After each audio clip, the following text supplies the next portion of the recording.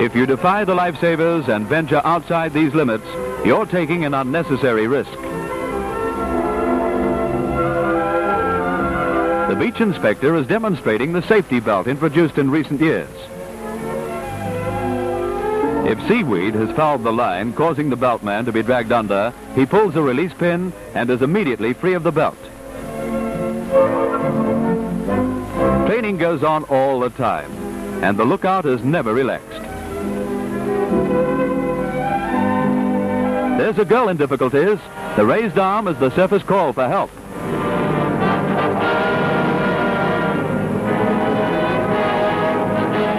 And help is on the way immediately. Lifesavers work as a team. The beltman towing the lifeline has 4 well-trained linemen behind him.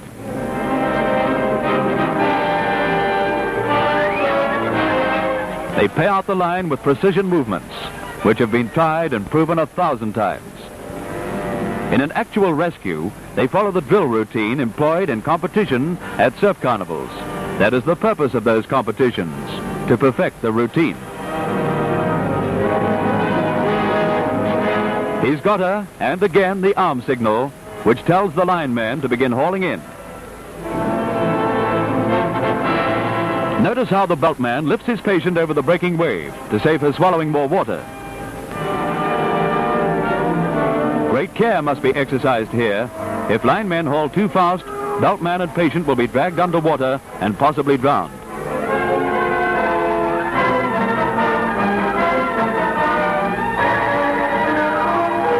The beach team quickly relieves the beltman, who in a rough sea could be exhausted after a long and dangerous swim. The girl is lifted in regulation style, face down, the beginning of the job of getting oxygen into the lungs and reviving her.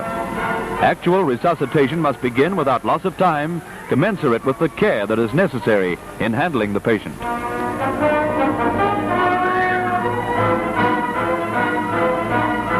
Carefully, the patient is laid face down on the sand. Her body is covered with blankets. The mouth is examined in case seaweed has lodged there, interfering with the passage of air. Then resuscitation begins, using the comparatively new Holger-Nielsen method. Slow, even pressure to force out water, then raising the arms to allow inflation of the lungs.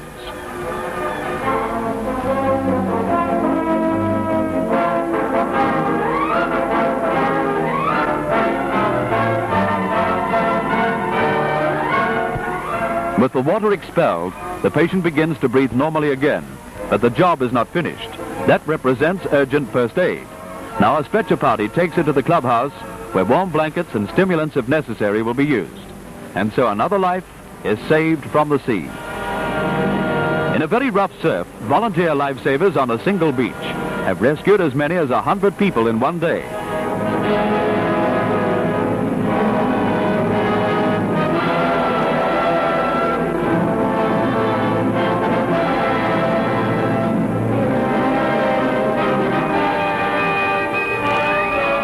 Shock bell.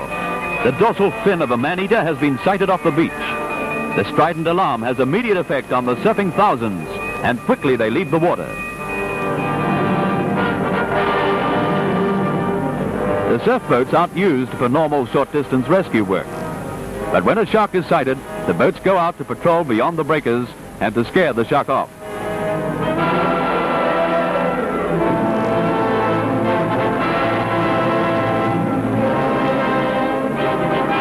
Shark fatalities are rare off Australia's beaches, but on the honor roll of life-saving heroes are the names of surf club members who have risked their lives trying to rescue victims of attacks by man-eaters. The raised oar is the all-clear signal, and the surfers go back. And what a variety of thrills the big combers offer.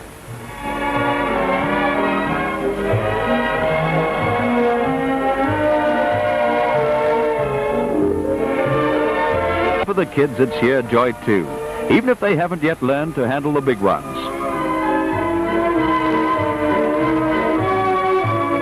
The supreme thrill, accentuated and made even more exciting by the grace of the slow-motion camera.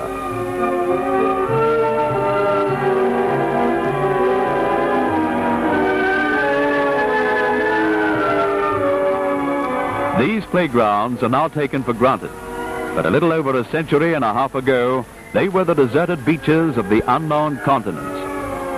For millions of years, the Pacific surged restlessly against these rocky headlands. And then in 1770, into Botany Bay, a few miles from the Cronulla we've just left, sailed a small ship called Endeavour. And the white man had discovered the east coast of Australia. Over there is a monument to the discoverer, Captain James Cook, a great navigator and a great Englishman.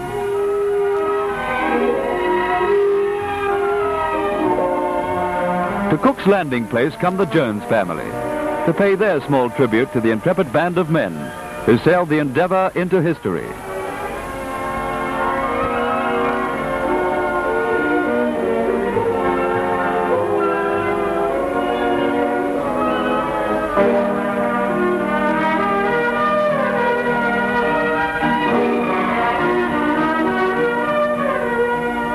Not 500 yards from Cook's landing place at Kurnell stands another monument, this time to industrial progress made since that day in 1770. The huge refinery built here is a symbol of Australia's growth, a reminder that the world's largest island continent is not only a playground, but a country in which people are carving for themselves a place in the history of industrial progress. This giant work cost over £30 million and is an enormous industrial asset to the country. Australians, who like to live as much as possible in the great outdoors, are a very sport-minded people. And so surfing has over the years developed into a highly competitive sport among the thousands of members of the surf lifesaving clubs. This is the march past at a championship carnival held at North Steyne, Manly, one of Sydney's famous beaches. The national titles are held at a different beach in various states every year, and teams from all states compete.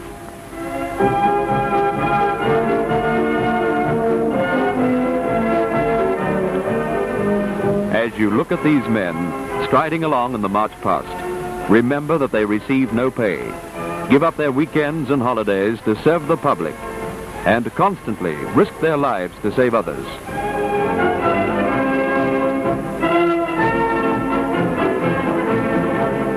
They have a worldwide reputation for efficiency, and the rules that they have made for keeping surfing safe are acknowledged as a standard to be followed in many lands. Australian surf lifesaving teams have visited South Africa and Hawaii to demonstrate the methods they use. The men who guard swimmers of the beaches of New Zealand, the United States, England, Canada, India, Ireland, Ceylon, Brazil, and Israel have all sought and received advice from the Surf Lifesaving Association.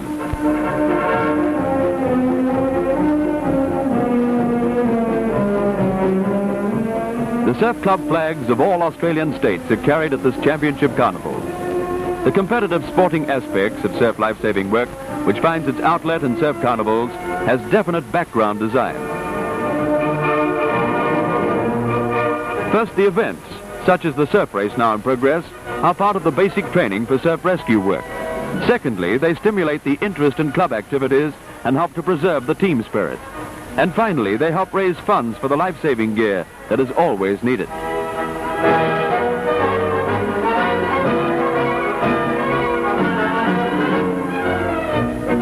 The surf race is a real sporting event, for here the last can be first.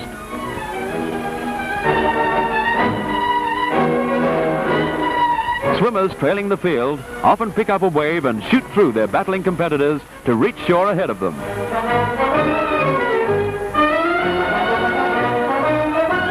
Imagine the stamina required to swim a quarter mile in often heavy seas and still have enough left to sprint up the beach to the finishing tape.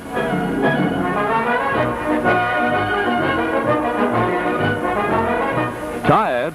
Well, who wouldn't be?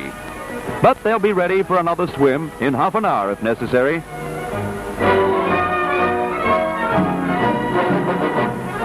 Surf skis were first designed by an Australian doctor member of a life-saving club about 20 years ago and are now very widely used both for sport and rescue work. There's plenty of trouble getting out through the surf, especially when you're in a hurry to win a race. Then they have the job of getting back in front of them.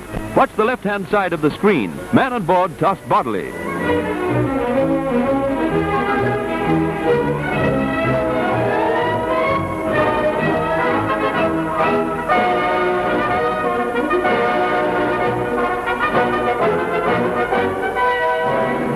Yes, if you want action in the surf, get yourself a ski.